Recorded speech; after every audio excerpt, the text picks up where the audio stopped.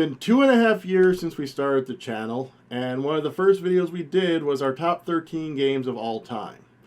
So now I, the groom, and I, the bride, are going to revisit that list with the roughly 250 to 300 new games we've played since then. We compiled them all. We've made a new list. Some may have stayed, some may have gone. There may be new number ones, there may not. You'll have to wait around and find out. In today's episode, though, you are only going to get 13 through 7. And that is going to happen after the break when we start off with number 13.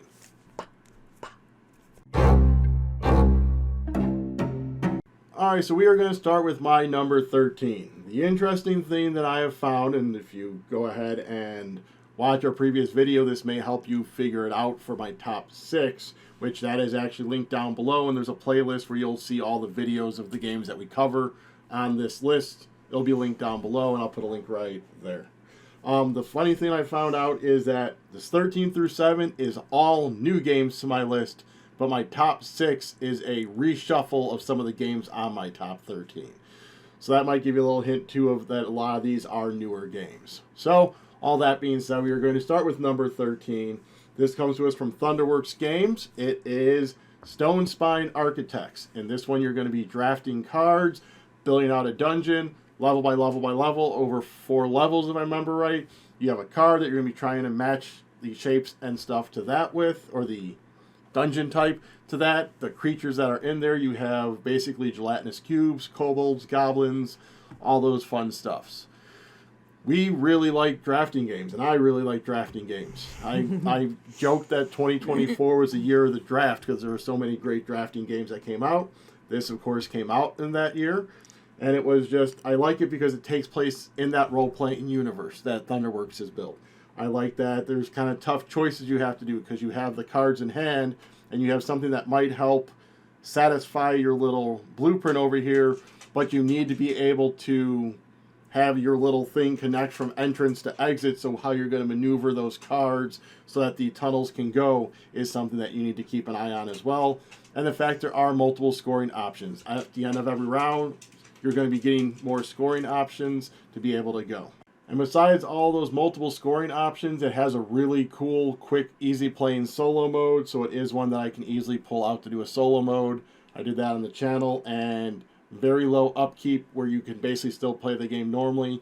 Then even better than that, it's a drafting game that works good at 2 players. A lot of times drafting games, they have to put in some weird tweak or some weird change to make a game good at 2 players with drafting. They're like, all right, now put aside a hand, grab this other hand and do this. use it This as one a didn't dummy do that. hand. And Yeah. I believe it was just you draw an extra card between turns to basically kind of build up the hand or something to that effect.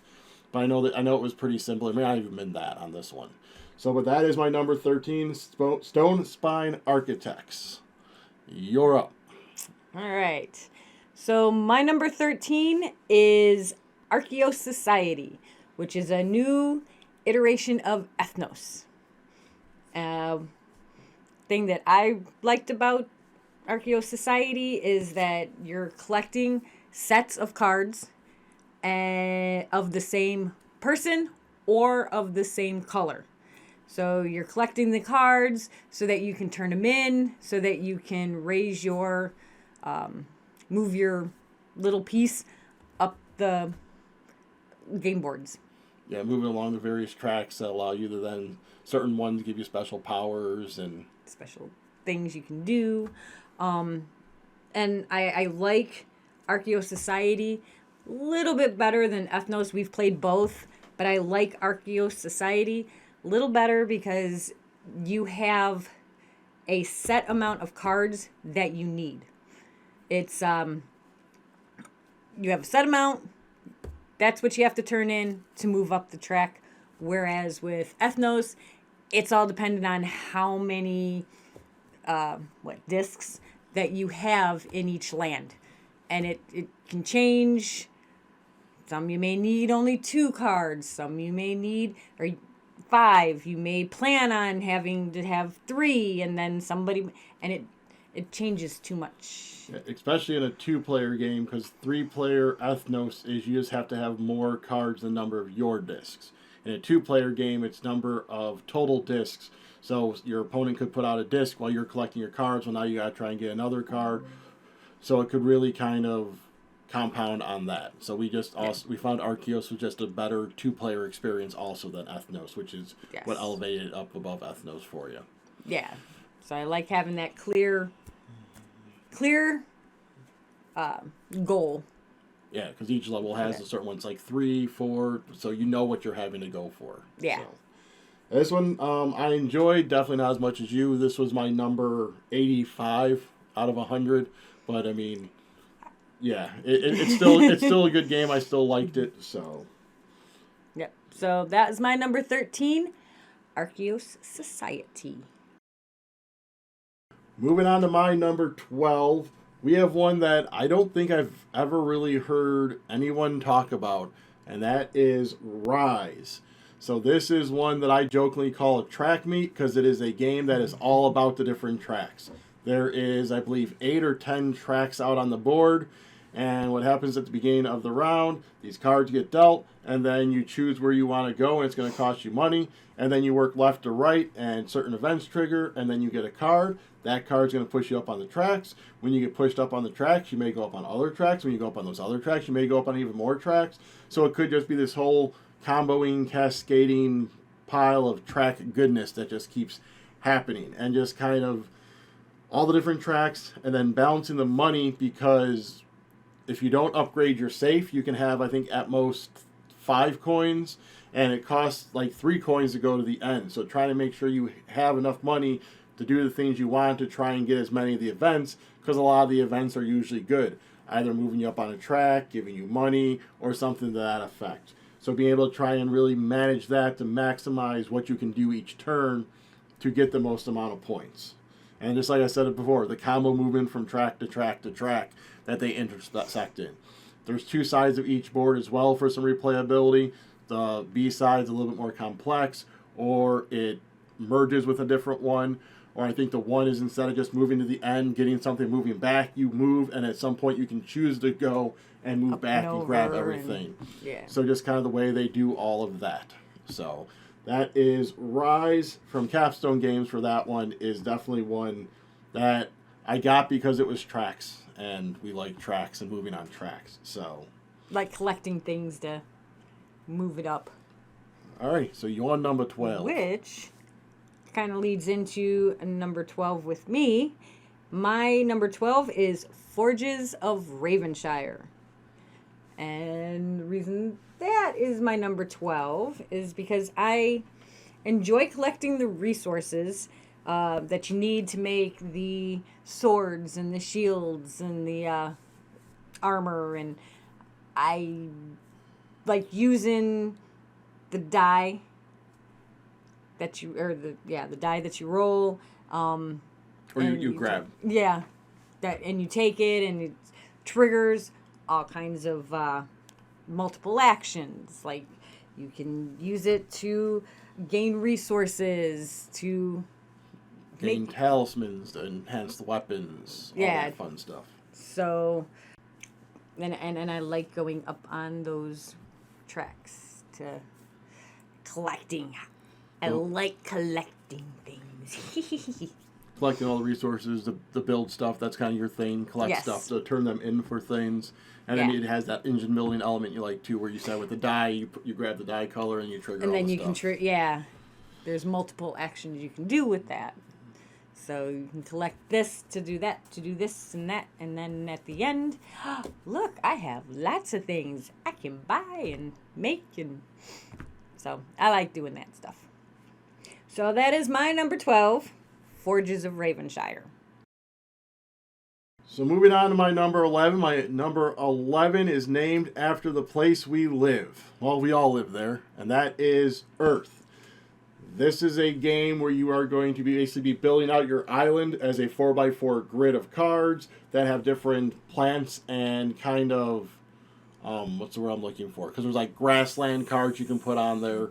But not biomes. I think they might refer to them as biomes. But yeah, you have these different types of cards you can put in your tableau.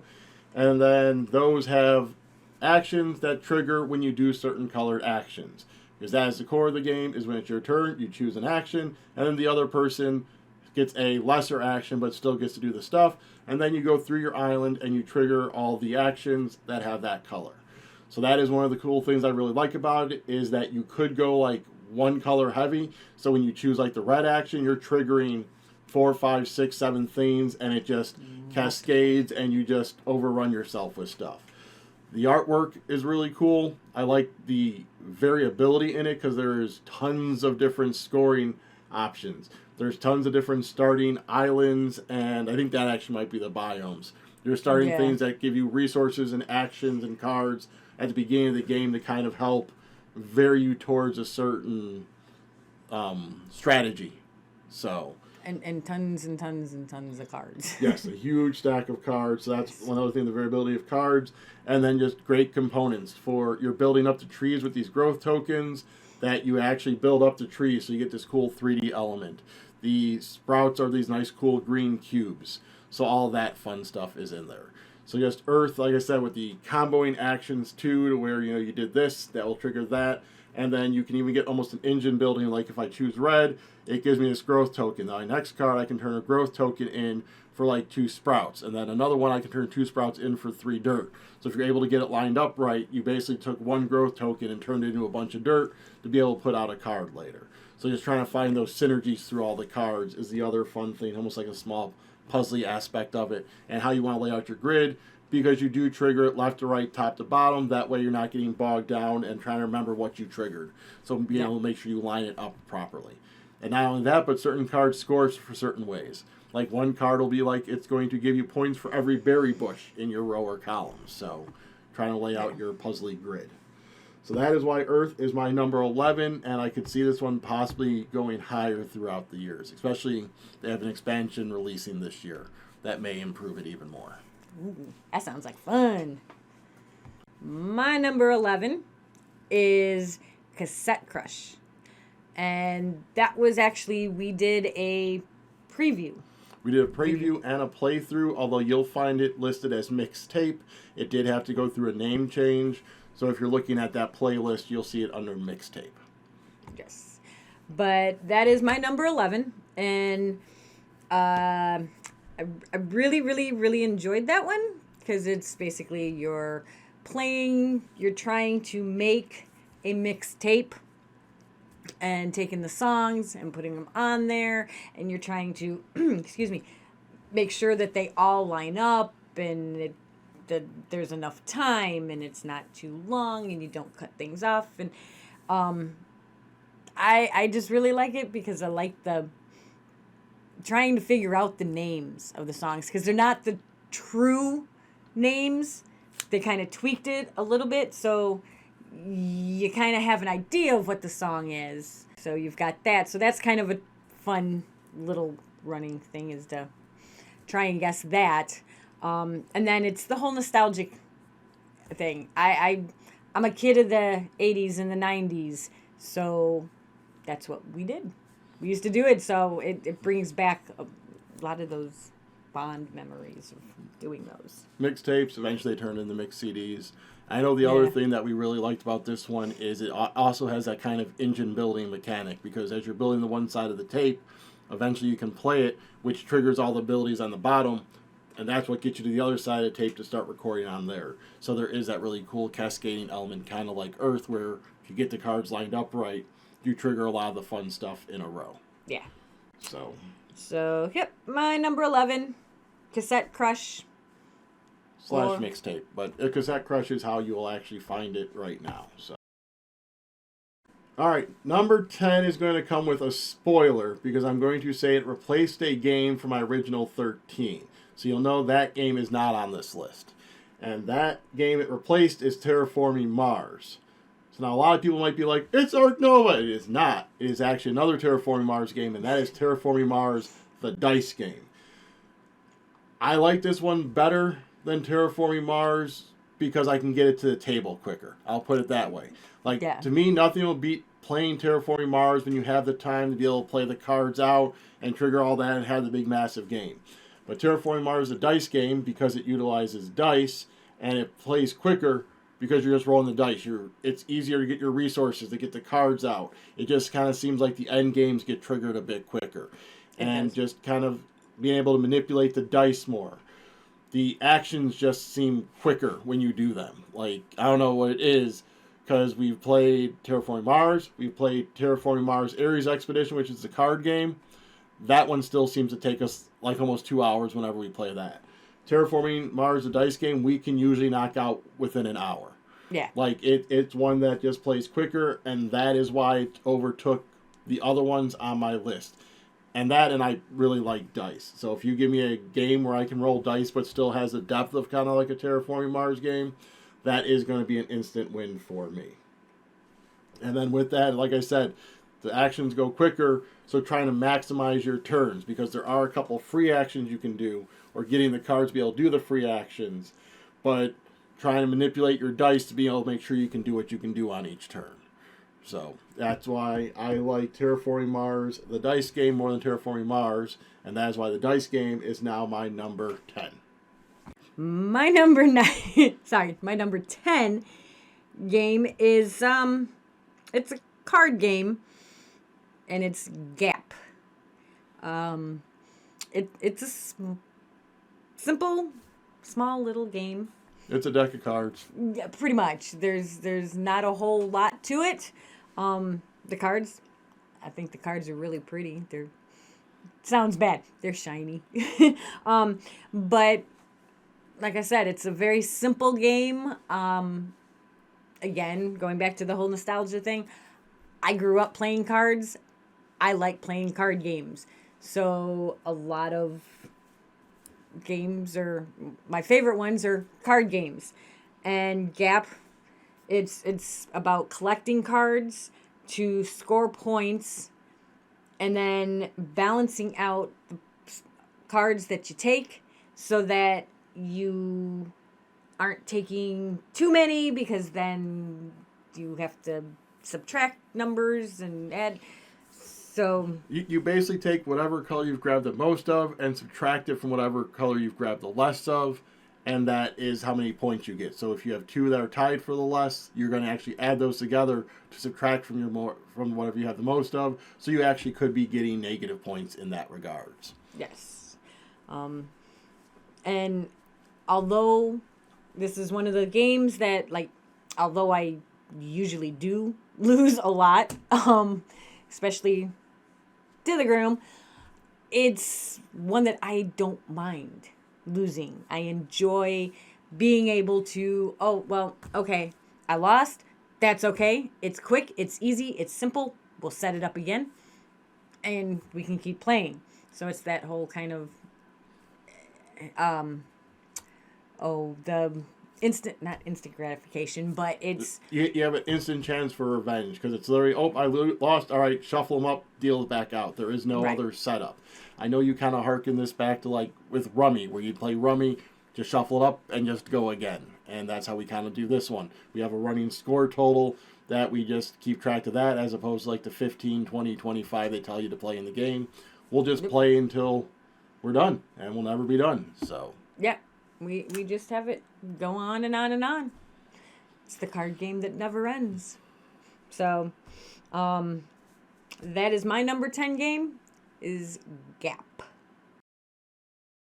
So number 9 is our newest acquisition to be on my list. This one we got in November of last year. We didn't really play it until, I think, end of December, I believe it was. But it became that good. Almost like my Catherine from last time. We got Catherine in within like 2 weeks. It was on my top games. This is similar to that, and it's coming to number 9, and that is Evenfall. So in this game, you are playing... Basically, you're having witches and elders that you're trying to do magical rituals for. The theme's there, but I don't get into themes. I get into how the game plays. And this one, you're going to be going back and forth, taking actions where you're discovering places of power to put them in your tableau. You have cards that you can either play as rituals, or they can become specialists to give you powers, or you can put them as council members that usually give you something that could be going on throughout the game, or it triggers at the end of the round or end of game scoring. You also will be able to put stuff on action spaces that will trigger certain things. So all of that leads to one of the reasons I do like this game is the varied amount of cards. that even though there's 2 of each specialist in the deck, their council member abilities are different. So just because their specialist ability is the same, you might be looking for a certain one that has an end game scoring that you're really looking for. Or the different rituals you're playing out. They have such a varied array of powers. One is you look at 5 cards and put them back how you want. Another one is you spend 2 knowledge and you just put a ritual card out for free. So you range from, could be strategic to super powerful. Add into that, you want to kind of watch where you're putting your witches out there, because during every round you do a battle phase. And battle phase is where you're getting your power stones that are going to double the scoring for your rituals. So there's a lot of interwoven decisions that you need to make throughout this game, because in order for the battles you need to be pushing your mana up. So there's really not much that you can neglect in this game, and trying to figure out how you're going to do that while maintaining the resources to be able to put things out. There's a lot of puzzling and a lot of manipulating the resources, discarding cards, figuring when to just cut bait and get rid of cards that you don't think you're going to be able to get, so you can have the resources to put out the ones that are going to be beneficial now. Plus the rituals don't score unless they're down in your outer circle. Inner circle. Inner circle, that's right. Yes. Outer circle is on top. Inner circle is on the bottom. But if they're on their outer circle, that's how you can harvest them to get resources. So you don't want to move them down right away, because otherwise you're not going to be able to harvest anything. You're not going to be able to get resources to put cards out. So really that timing, balancing act that's in there as well. Yes. So that is why this one has shot up my list and is now number 9 for me. And number 9 for you is... Toucan! Toucan is... I don't know if it's a very well-known game. I have not seen much mention of it. Yeah, but it's...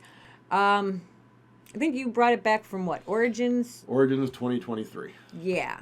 And that has pretty much quickly became a family favorite. Our kid loves playing Toucan, and I love playing it because it's very simple and easy. Rules, simple, easy to teach. Doesn't take up a lot of space. And again, it's a card game. So, one of my favorite types of things. That is one of the things, like you said, with it being a family game, is it's one that you can have conversations going while you're playing it, because there's not huge, deep decisions being made. It's you draw the card, you choose if you want to play it down or not. So it is a very easy, very sociable game where you could be carrying on the conversations. You could be having that family time as opposed to everyone staring at a board or breaking their brain trying to think of things. Yeah. It's literally... It's just a matter of trying to match up the top and the bottom, flip over the cards to get the lowest score or to get no score. Or to try and hang your opponents with a high score. Like if you might take some points because you know you're about to get your opponents with like 14, 20, 50 points. I think the highest you've ever had was what, 40-some points? Yeah, I think I got like 40-some points in one round. Yeah, in one round. But like we said, the youth really loves it. In fact, in that playlist down below, we actually did do a family play of this on the channel, so you can kind of see it in action. So, and if you have seen it, then you'll know this one. Haha, Grimace. So, but yeah, so like she said, big family game, and that's kind of really what pushes it up for you. And for some reason it wasn't on my list. It would probably be in my top 20 if it was, because it is one, like I said, I enjoyed. We actually got it for my stepdad and his girlfriend for Christmas, because it's something that we think that they would enjoy too, especially when her grandkids come over. It's just that kind of fun experience and simple for them. Yeah, and it's very very kid friendly. Yeah. You don't have to know a whole lot of things. It's just a matter of matching up numbers, basically. Yeah. So yeah, you're number 9. Number 9 is Toucan. All right, so my number 8 is a game that we got early last year, and it was one that I bought not for theme, but for the story behind it. And it's amused me because it was one that you weren't all that intrigued about initially. And then we started playing it, and then you start liking it a bit more. And that is Let's Go to Japan. So again, a drafting game. Then this one, the drafting mechanism is one that I liked. Instead of dealing out a big hand of cards and going back and forth, it's like you draw a card from certain cities, You choose one, and then you pass the other ones to your opponent. And then after so many of those, then they grab them, they draft a certain amount, and then pass them back to you. So instead of, like I said, having a big hand of them, you are kind of still cycling them through, so they didn't need to do anything for a 2-player variant. Because whether it's 2-player, 3-player, 4-player, they're still going to kind of get passed around the same way. I think the only difference is when it's more players, halfway through, it switches ways that it goes. Like instead of clockwise, it goes counterclockwise. But other than that, that's the only changes. So this one, it's a whole drafting. Trying to plan the day. Trying to make sure you're trying to choose the right cards to stay in the cities for a certain amount of time, because whenever you change city, you need to have a train. If you don't have a train to do it, that's going to give you negative points at the end of the game. So trying to be able to balance what cities you're going to. In addition to that, each day has a highlight of the day, which is a certain symbol it wants. So trying to line up those symbols. So you can be thematic. I always kind of look at it more as a puzzle, again, of where do I want, or how can I get these things together. And not only can I get the symbols together, but choosing which card you're going to end your day on, because they all have different end-of-game scoring mechanisms. And it's based on where it is in your day. So by the end of your trip, you may have like 12 of this one symbol, but by the time the one card triggers, you might only have 4, so you ended up not being able to trigger it because you don't have those symbols. So being able to try and lay it out a certain way in order to be able to score, optimize things. You want to do those highlights of the day because that's how you get more trains or wild tokens to help push up those tokens on the track to be able to score stuff. So it's a really cool, clever drafting mechanism and the way you have to arrange those cards on your day. And then there's an expansion that we got with it that actually added Sunday that did extra stuff with it too. So, and then I think there was one that gave like asymmetric starting or something, either a power in the game or starting with something like the cards. I think it started with something. It gave you extra, like wild tokens at the beginning, or trains. So the expansions that they did make for it already, little micro expansions that Alderac is known to do, were really fun. And we got the upgraded one with all the wood bits and the ceramic bowls and all of that. That was really nice. It's a really nice production if you can get that one.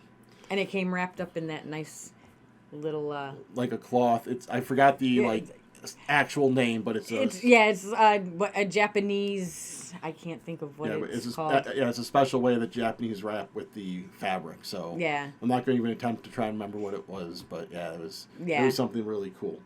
So that is my number 8. Let's go to Japan. Alrighty. So onward to me. My number 8 was Draft and Write Records.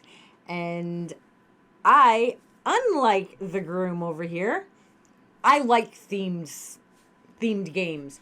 That's we have gotten quite a few themed games that because of the theme we got that the mechanics weren't up to snuff, but we got it based on theme. Yeah. So, but this one, Draft and Write Records, I really like this theme. You're basically putting together your own band. You're picking your lead singer. You're picking your guitarist. Your drummer. Your crew. Yeah. You're picking all that. And then you're choosing where you want to go. Do you want to play fairs and festivals, or do you want to go over here and play this, this place? So you're trying to do that, and you've got you're collecting cards and with symbols on them, so that gives you extra points, or not points, extra actions to do, and then you're working towards either a public or a private goal. So I like that too, because it's you have that. I mean, most games the object of the game is to win, but I like having goals or something else to work for, so that you know what to do and you're not just looking at all this stuff like actions and everything else, like, okay, where do I go? What do I do? What do I start with? And I know there's at least 4 or 5 different sections of your board, or your on sheet. This one to do. So that I like that, having that goal to work towards. But so I really enjoy making my band. So this one almost cracked my top 30. This was number 31. Actually, a little surprised it wasn't higher because I'm with you. I like the drafting the cards. As you're filling in stuff, it can combo to where you can fill in more stuff.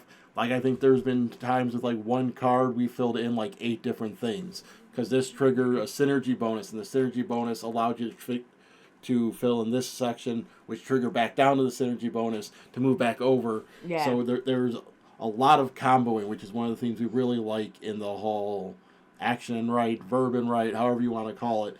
The draft and right in this instance is we like the combos because that's what makes it feel so satisfying. Yeah. So plus it has colored pencils, and you get to color in this, like the Groom said, the synergies. So you do a little bit of coloring too. So that's kind of cool. So arts and crafts with your game. Yeah. So that is my number 8, and that is Draft and Write Records. And here we are on number 7, the last one for this video. And my 7 is going to be one you've heard her mention already, and I've kind of touched on it. And that is Forges of Ravenshire. So kind of with her, I really like the whole collecting the resources and being able to figure out what armor you can do. But as opposed to her who just likes collecting it, I like mathing it out. Because certain things require either refined metal or I think it's like charcoal or something. So you can't just do the wood because you're going to need to turn the wood and like the embers or something to get the charcoal to be able to build stuff, or to have the charcoal to then be able to refine the metal. So you have to try and figure out, all right, how many of this am I going to need to do this armor and this armor, but then I need to keep some to make the conversion. Which first time and a half we played this, we actually were doing the conversion wrong and made it much harder. So once we figured out how we corrected that, it became vastly much more better. Enjoyable. So we were thinking you can only create up to as much as was shown, but no, once you create one, you get that bonus with it. So that's because we were like, how are you going to make all this armor? And then we just start making armor left, right, and head. So just kind of mathing out the resources, mathing out the conversions. That, like I said, placing a die and taking a die. If you've played Raiders of the North Sea, it's similar to those whole worker actions where you place one and take one. But then this adds that added element, like Brian touched on earlier, where when you bring back the colored die, you trigger a column. So if you've built up like your green column, when you take a green die, you're going to get resources, and you might be able to turn some of those resources into points, or you might get the talismans, so you can make like the Ember Gem armor or the Mithril armor. So be able to kind of manage those. And then for us, we really found we needed to add the assistants. Yeah. The assistants, I know there's the one where it basically unlocks everything for you. So you don't have to worry about that throughout the game. There's one that gives you an extra die that you can use. There's one that helps with your contracts. So being able to have that person who helps you there and gives you basically a jump start to the game, we found really elevated the level for us. This is another one that I did play solo, and this one worked really well solo. I really liked the solo bot in the way that this one did. You could kind of see what it was going to focus on and kind of manage how you did stuff there. So that is one of the things I really enjoy is when a game has a really good, easy to run solo mode that I can play whenever, in case like the household's busy or away or something. It's one that I can easily pull out. So as I said, Forges of Ravenshire, we've covered it a lot on this channel. You can easily find a ton of stuff in that playlist that I have done. So number 7, Forges of Ravenshire. So my number 7 game it's the second iteration of another game, which is Wingspan. Not to be confused with Finspan. That has just come out. My number 7 is Wormspan. What I really, really enjoyed about Wormspan is that it's, don't want to say the same game as Wingspan, but it did keep the engine building. It kept the framework. Yeah. Because I really enjoyed, Wingspan has beautiful art too, but I love Wormspan's art. The dragons and they're so cute. And the coloring. I think you kind of like those more darker, earthier type of tones. Yeah. So I love that. And right. So as we said, with the framework of the whole engine building, but I think one of the things that really sets this one apart for you is that in Wingspan, you have the set number of actions that decreases each turn. Yes. But Wormspan, with the eggs, and you have to and the eggs decrease each.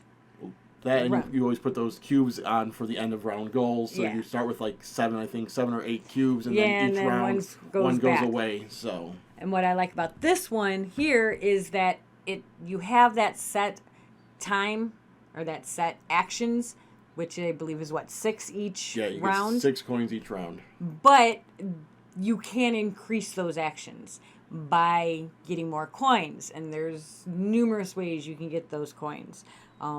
Cards, through The one guild track as you're moving around can give you coins. yeah, you can get it that way.